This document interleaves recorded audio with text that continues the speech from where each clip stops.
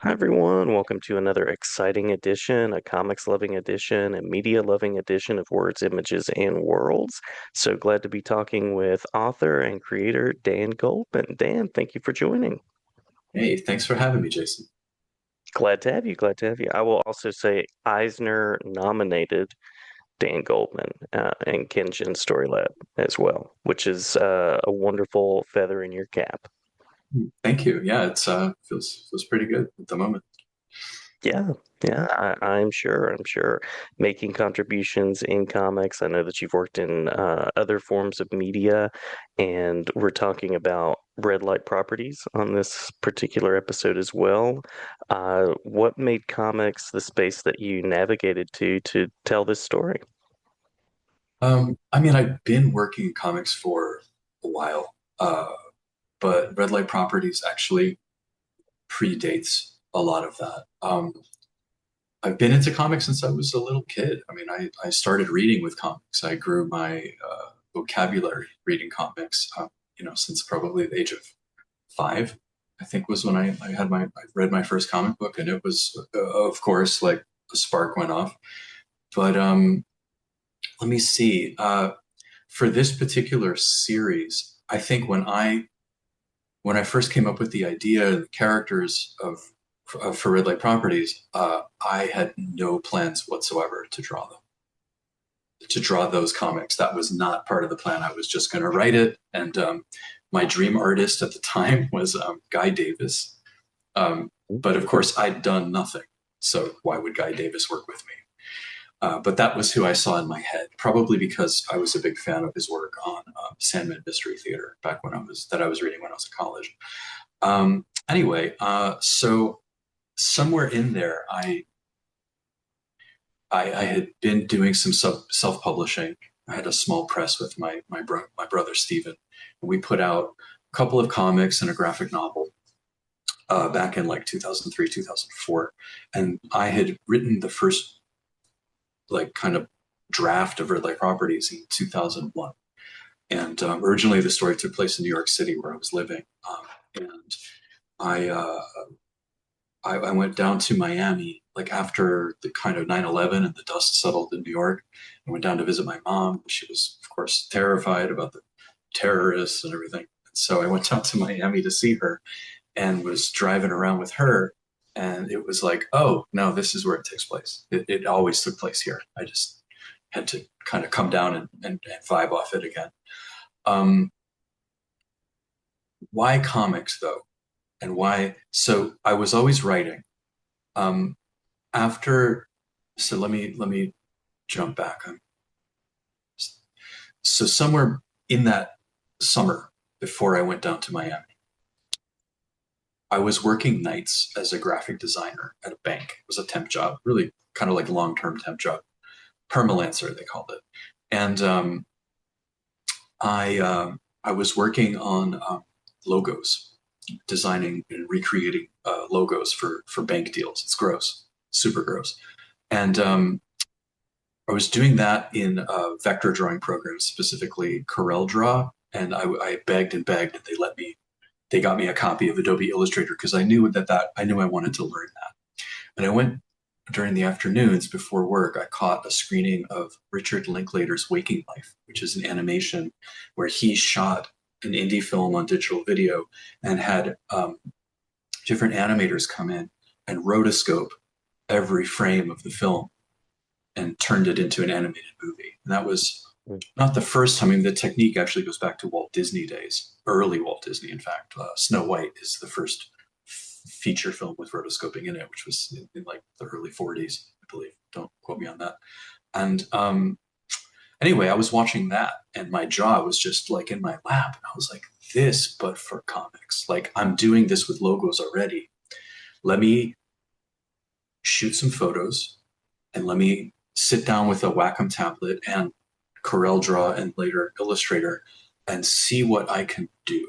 And so I had this first night where let's just say I borrowed the Wacom tablet that I had at my job. I took it home with me at night. I made a pot of coffee. I usually got home around 2 or 3 in the morning. And I made a pot of coffee and plugged into my crappy old Mac Quadra and I sat there with the coffee and I drew this drawing. I'd never been happier with any piece of art I'd ever done in my life using this new technique that I tried for the first time. It was like, what did I say? I felt like Jimi Hendrix when he plugged in the effects pedals was like, yeah, like this is the thing, you know? And Hmm. so it was just that feeling. And I looked up when the drawing was done, I looked up and it was light out and the coffee was cold and I had not touched it. Like I was like, oh, I just like electrically connected to this thing all of a sudden. And from there, it was just learning to get better at it. So I had the trip to Florida, and I realized New York was a weird time in the end of 2001, early 2002. So I wound up moving down there for a chunk of time. And my intention, which I did do, was I'm going to find my style. I'm going to learn how to apply this technique to develop my own visual voice in comics with the intention of making red light properties. Um, that didn't happen for a while.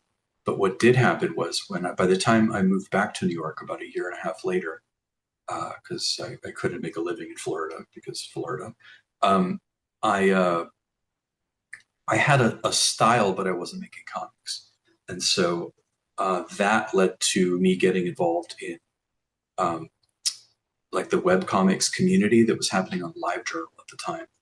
And Hmm. from there, I connected with a couple of with eight other or seven other, I was number eight, but other creators. We founded a collective called Activate that sort of elevated everybody's career. Uh, Dean Haspiel, Nick Bertozzi, Leland Purvis, Nikki Cook, Michelle Fife, uh, a bunch of cats. Where I mean, we grew from eight to I think by the time Activate died, it was like there were like 70 creators making comics on that site. Anyway, everybody started to get noticed and everybody started to sort of cross pollinate each other and grow. And that was where I got my first uh, book contract, which was for a project called Shooting War, which resulted in my first Eisner nomination, which was Nice. for Best Digital Comic, which was in 2007, I think. And then that was our hardcover, and that led to me doing a handful of books at big book trade publishers, graphic novels. Um, and that, after a couple of years, really burned me out. And I decided that I was tired of political material. I was tired of American politics, and I was tired of America. And so I moved to Brazil, where my wife and I went down. That's her hometown of São Paulo, and that was where I started making the pages that became my properties. It's nice. It Yeah. sounds like quite the journey. And this technique that you're talking about in terms of art, what does that allow you to get across, to explore? What's the aesthetic that you're kind of getting Mm. at with that? So the technique, I mean, it's still changing. It's still growing. Like I'm doing experiments like right now. I'm like Unreal Engine is a big part of my process, and so I'm leaning into like how does one create comics using a game engine? Like for me, my company is Kinjin Storylab. Like the lab is important as story, and so that's that's the fun of it. Is like if everything is blue sky all the time, like what is even possible, you know? Hmm.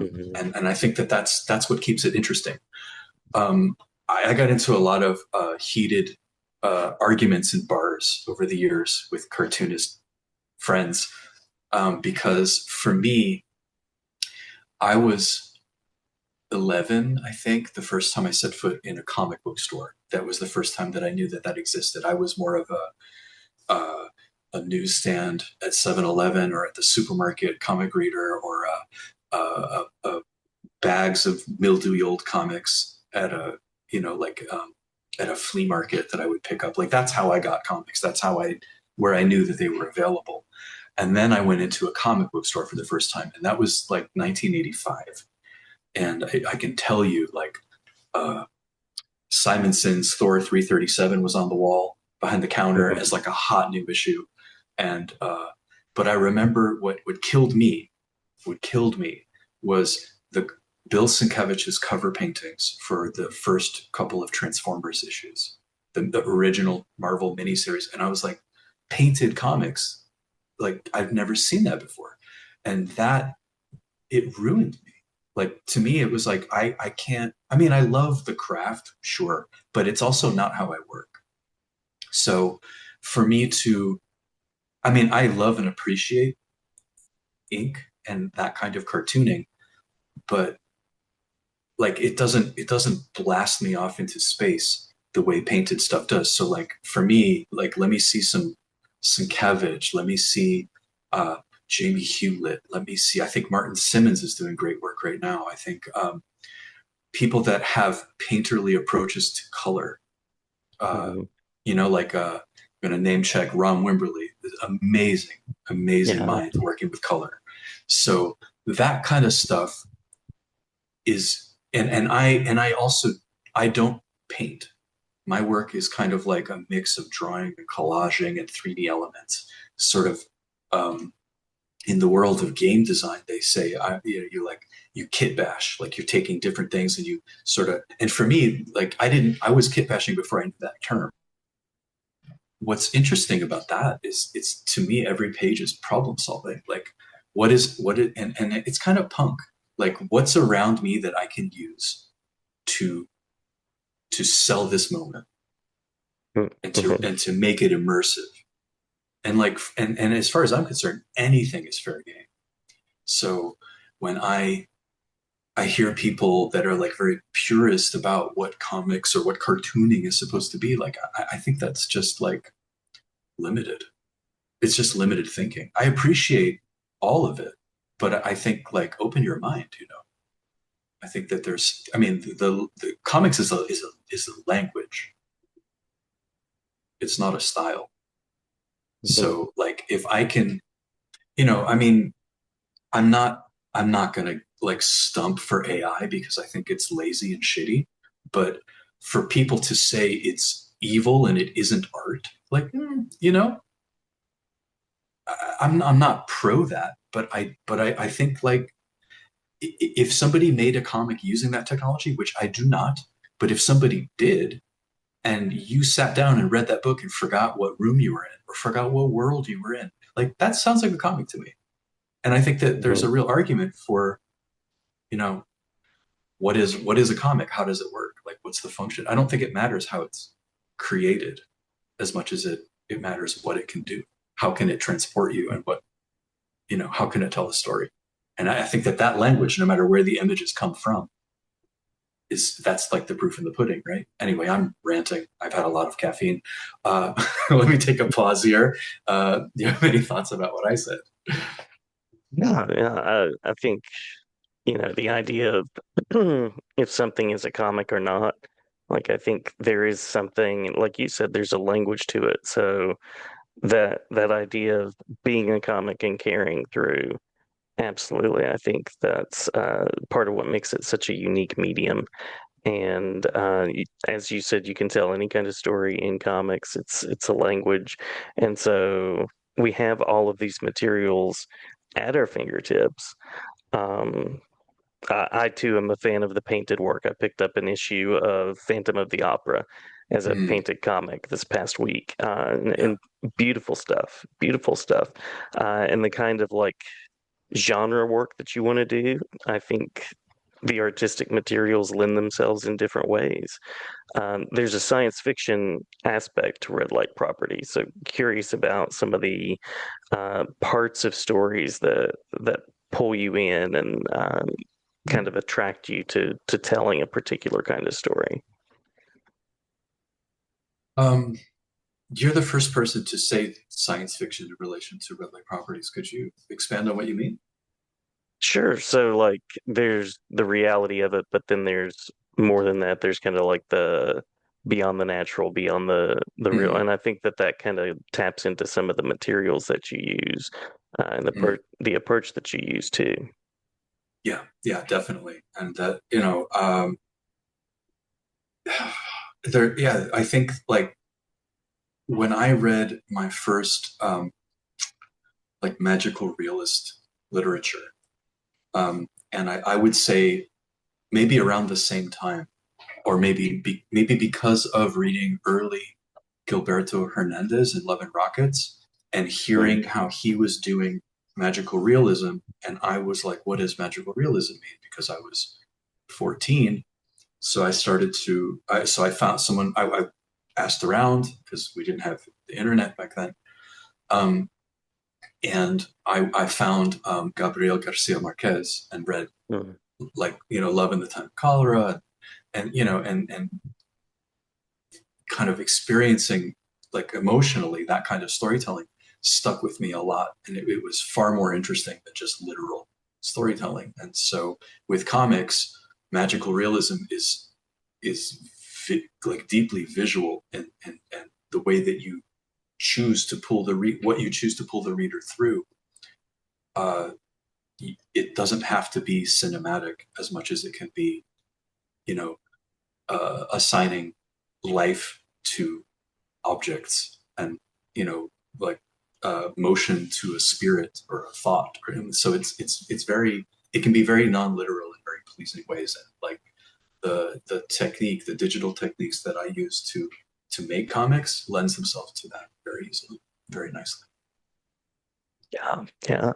I was going to ask what it's been like and kind of developing that process of working across media. It sounds like you've had some pushback as well as some celebrations of uh, kind of the steps that you've taken. Yeah, pushback, but again, pushback is, I think it bothered me a lot when I was young and had things to prove. Um, I don't really think I care. I don't think I've cared for a long time. So, like, if people can't get over, like, I'm not using the same brush or ink as they are, Hmm. like, bro, miss me with that shit, you know? Yeah. I don't care. That's not an opinion I care about. Um, but talking to, I know lots of artists that do work traditionally and look at what I'm doing, and they're like, well, you've got a lot of ideas happening here. Like, this is really interesting. How do you do this? Not that they want to copy or learn from me, but they just want to understand the thinking behind it. Like, those are my people, you know? Yeah. Those are definitely my people. Somebody who is gonna put what I do against, like, Don Rosa, Uncle Scrooge pages, and tell me that I don't make comics. Like, okay, sure. Thanks for your opinion. you know? Yeah. So yeah. Now, the indie space has kind of expanded a lot in the past few years as well. So, what has that allowed you to do, having these spaces where you do have the freedom to innovate and to kind of expand what the language can accomplish? Um, I think I've always been in that indie space, even if I was being published with a big book. Like, I've done a book for Hachette. I've worked I've done a book for Random House.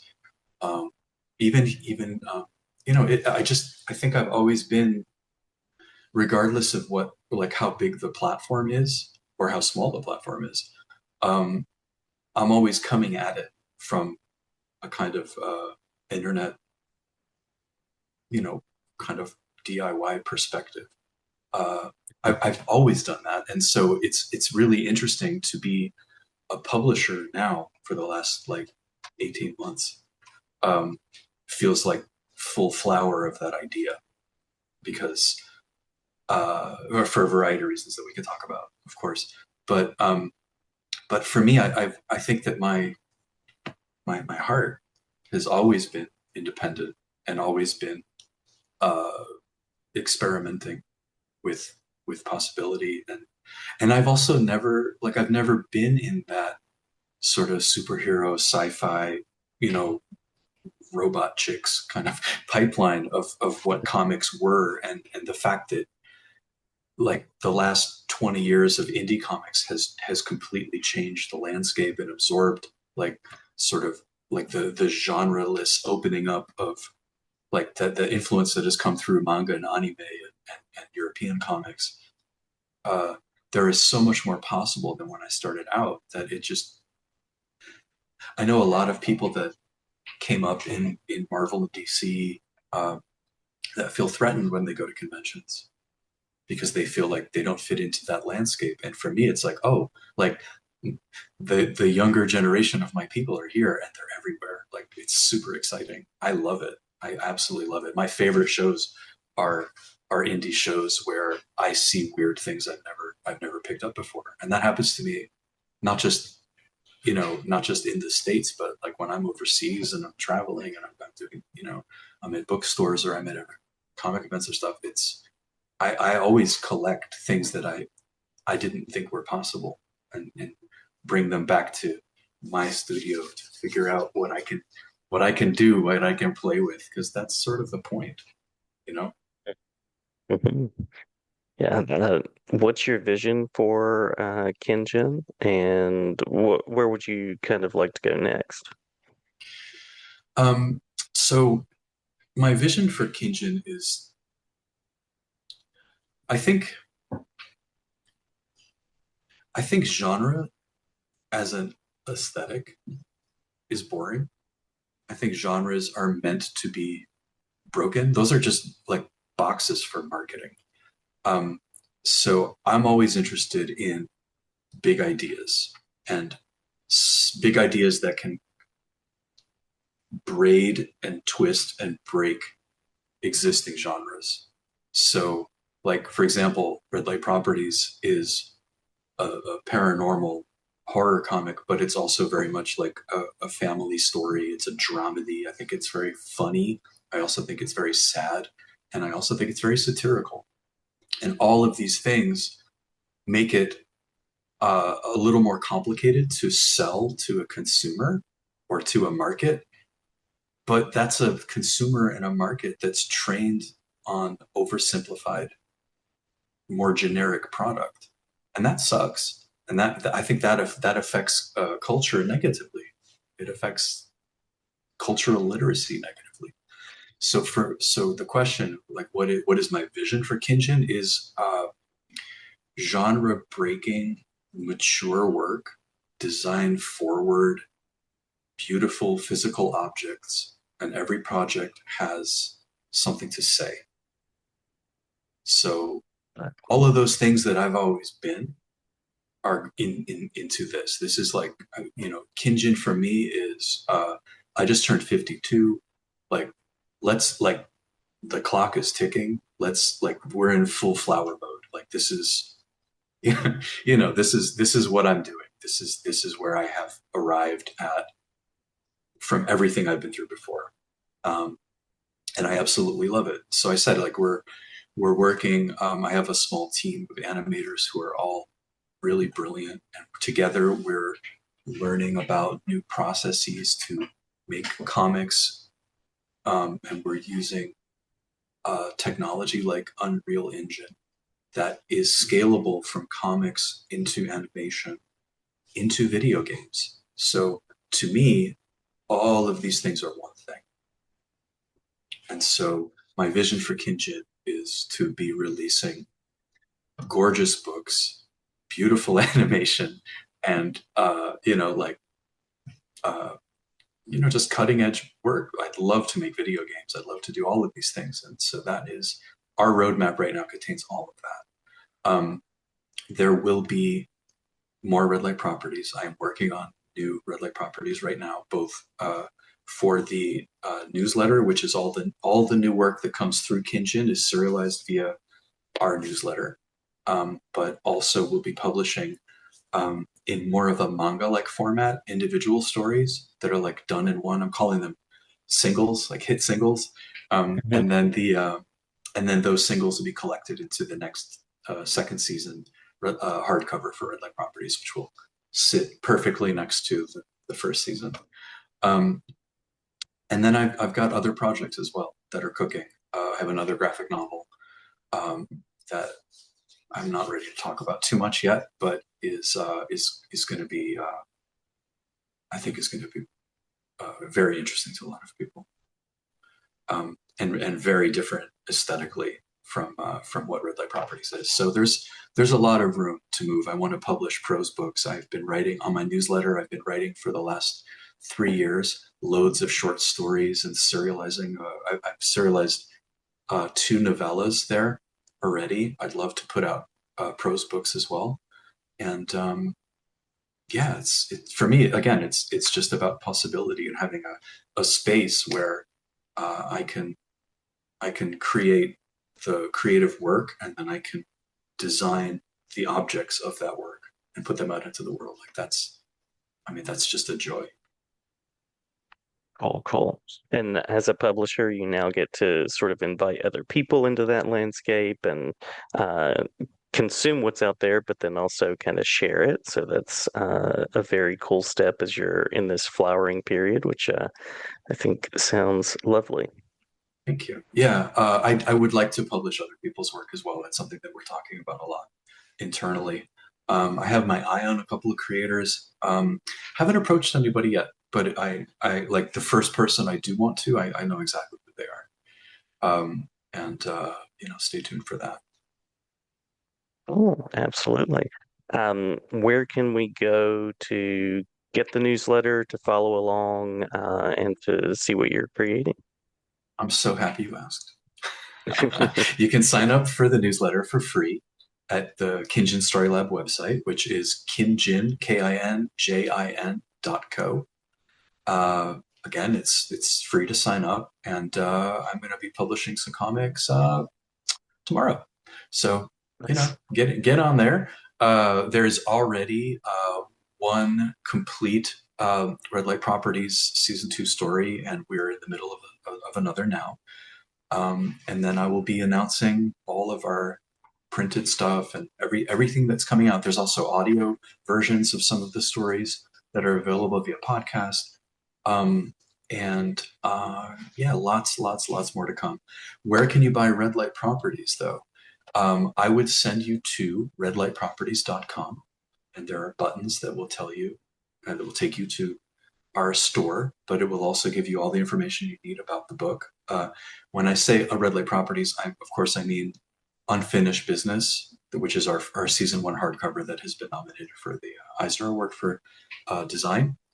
But all that information is at redlightproperties.com. Fantastic, fantastic. Dan, wonderful to talk with you. It's been an interesting conversation, Thank you. intriguing work, and certainly glad to have you back anytime. I hope you'll come back to talk about the new graphic novel when you're ready to do so.